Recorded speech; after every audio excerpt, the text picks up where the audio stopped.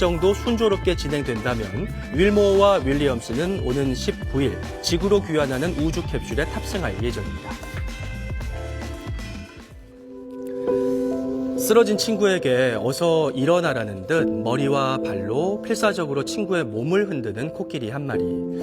하지만 온갖 방법으로도 친구가 깨어나지 않자 그저 코로 친구를 하염없이 쓰다듬습니다. 마그다와 제니라는 이름의 두 암컷 코끼리는 25년 넘게 러시아 서커스단에서 희로애락을 함께한 코끼리들인데요. 2021년 불미스러운 사고로 서커스에서 은퇴한 뒤에 크림반도에 있는 한 사파리 공원에서 함께 여생을 보내고 있었지만 지병을 앓고 있던 제니의 건강이 악화되면서 결국 54살의 나이로 숨을 거두고 말았다고 합니다.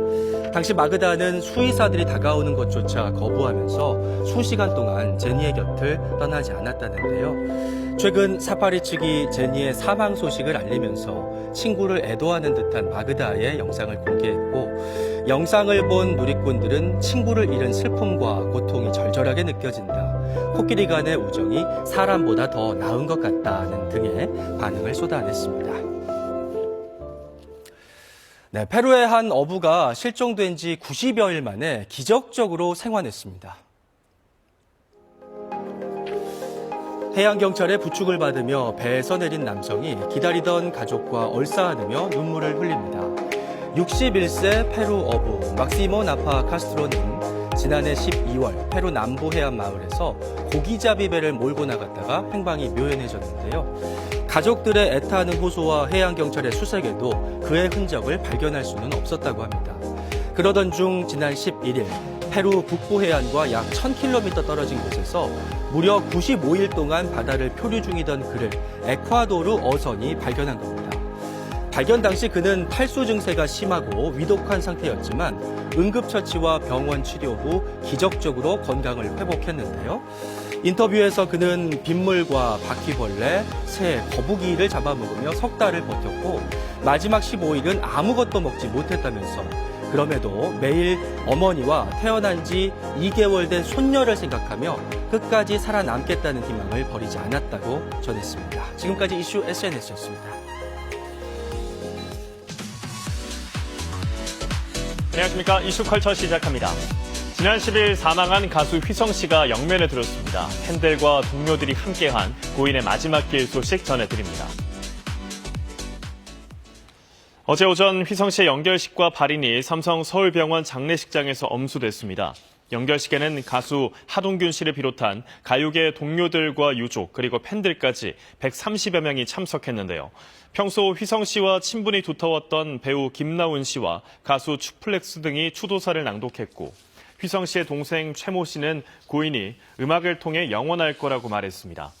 휘성 씨는 지난 10일 오후 자택에서 숨진 채 발견되었지만 부검 절차를 마치고 14일에서야 빈소가 꾸려졌는데요. 부검 결과 국립과학수사연구원은 휘성 씨의 사망 원인을 알 수 없다는 1차 소견을 내놨으며 현재 정밀 검사 결과를 기다리고 있습니다. 수십억 원의 세금을 누락했다는 의혹을 받는 배우 유연석 씨가 팬미팅 일정을 예정대로 소화하고 있습니다. 유연석 씨는 지난 토요일 일본 도쿄에서 단독 팬미팅을 열고 현지 팬들과 만났으며 이번 주엔 타이완에서도 팬미팅을 이어갈 예정입니다. 도쿄 팬미팅 하루 전 유연석 씨는 국세청의 강도 높은 세무조사 끝에 소득세 등 70억 원의 추징금을 부과받은 사실이 알려졌는데요. 이는 앞서 추징금 60억 원을 납부한 미스코리아 출신 배우 이한희 씨보다 많은 액수로 그동안 드러난 연예인의 세금 추징액 중 역대 최대 규모입니다. 이에 대해 유연석 씨 측은 입장문을 통해 세무대리인과 과세 당국 간의 해석 차이라는 해명을 내놨고요. 또 현재 과세 이의를 제기하는 과세 전 적부심을 신청한 상태로 아직 확정된 사안이 아니라고도 강조했습니다.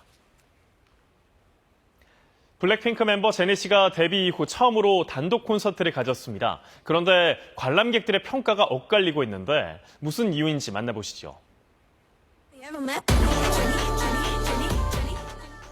최근 솔로 가수로서 정규 1집 앨범 루비를 발매한 제니 씨. 이를 기념하는 콘서트가 지난 토요일 인천에서 열렸습니다. 국내외 팬 만여 명이 모인 이번 공연에서 제니 씨는 새 앨범에 수록된 노래 15곡을 라이브로 선보였는데요. 하지만 평균 2시간 정도 진행되는 다른 K-팝 가수들의 콘서트와 달리 제니 씨 공연은 1시간 10분 만에 끝이 났고 14만 원에서 22만 원대까지 책정된 티켓 가격을 감안하면 무대 연출에도 아쉬움이 남는다는 평가입니다. 반면 화려한 볼거리보다 음악에 집중할 수 있어 오히려 좋았다는 반응도 적지 않은 가운데 이날 제니 씨는 눈물을 보이며 관객들의 응원에 감사를 표했습니다. 지금까지 이슈컬처였습니다. 스포츠 브리핑입니다. 메이저리그 슈퍼스타 오타니 선수가 도쿄 시리즈 본 경기를 앞두고 첫 평가전부터 홈런을 터뜨렸는데요. 내일 개막전에 대한 기대가 더욱더 커져가고 있습니다. 박주미 기자입니다. All right, EK, get your phone out like everybody else. Right? Hey, be quiet. Let off the game. No, you can't talk. Shh, quiet, please.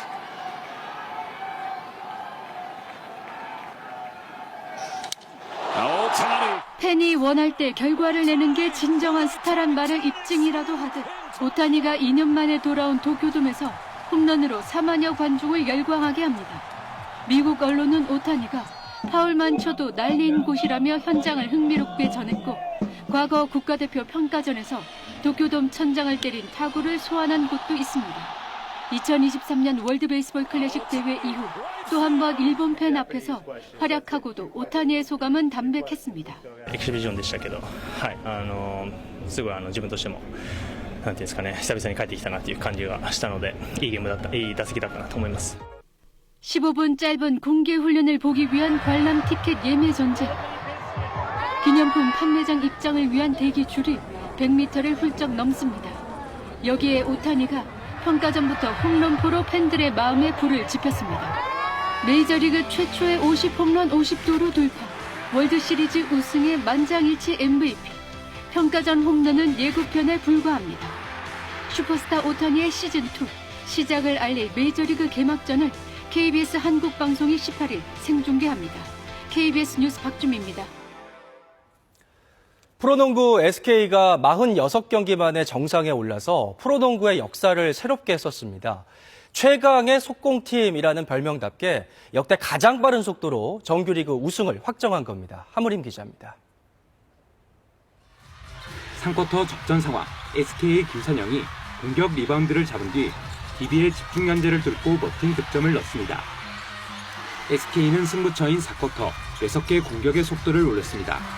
원희, 오지영까지 속공에 가세하며 승기를 잡았습니다.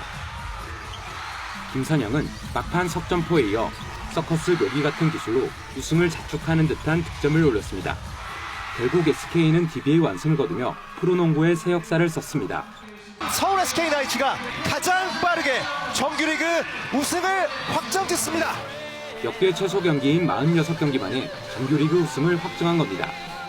전희철 감독은 강력한 속공 농구로 초보 사령탑이었던 3년 전에 이어 또 한 번 우승의 간격을 맛봤습니다. 비시즌을 잘 준비했기 때문에 선수를 잘 믿고 예선을 잘 준비해준 덕분에 오늘같이 좋은 결과가 있었던 것 같습니다. 여자 프로농구 챔피언 결정 1차전. 우리은행이 김단비를 앞세워 전반전 한때 BNK에 16점 차로 앞서며 기세를 올립니다. 하지만 BNK는 후반전 김단비의 체력이 크게 떨어진 기회를 놓치지 않았습니다. 4쿼터 막판 김소니아의 돌파로 역전에 성공한 데 이어 박혜진의 석점포로 승기를 잡았습니다. 결국 BNK가 짜릿한 역전승을 거두며 챔프전 우승 확률 72.7%를 가져왔습니다. 김단비는 양팀 최다 20점, 18리바운드 투혼을 발휘했지만 팀 플레이로 맞선 BNK의 벽을 넘지 못했습니다. KBS 뉴스 하무림입니다.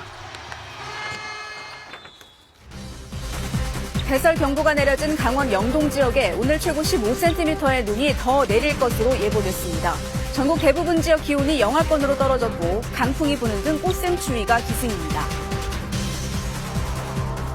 윤석열 대통령에 대한 헌법재판소의 탄핵 심판 수기가 역대 최장을 기록한 가운데 이번 주 후반 선고 가능성이 제기됩니다. 여당은 어떤 결과든 승복하겠다고 밝혔고 야당은 파면을 촉구하는 장외 투쟁을 이어가고 있습니다. 미국을 방문한 통상교섭본부장이 다음 달 2일 상호간세 면제 요청에 대해 긍정적인 답을 듣지 못했다고 말했습니다. 루비오 미 국무장관은 각국과 새로운 무역협정 체결을 추진하겠다고 시사했습니다. 푸틴 대통령을 만난 미국 대통령 특사가 이번 주 두 정상이 통화해서 직접 단판을 지을 수 있다고 말했습니다. 트럼프 대통령은 휴전에 동의하라고 거듭 압박했습니다. 뉴스광장 2부입니다. 때 아닌 3월 폭설 소식으로 시작합니다. 지금 이 시각 강릉과 태백 등에 대설 경보가 내려진 걸 비롯해서 강원과 경북 곳곳에 대설특보가 발효돼 있습니다. 영동 지역을 중심으로는 이미 최고 40cm가 넘는 눈이 내렸는데요. 강릉으로 가보겠습니다. 정상빈 기자, 지금 상황 전해주십시오. 네.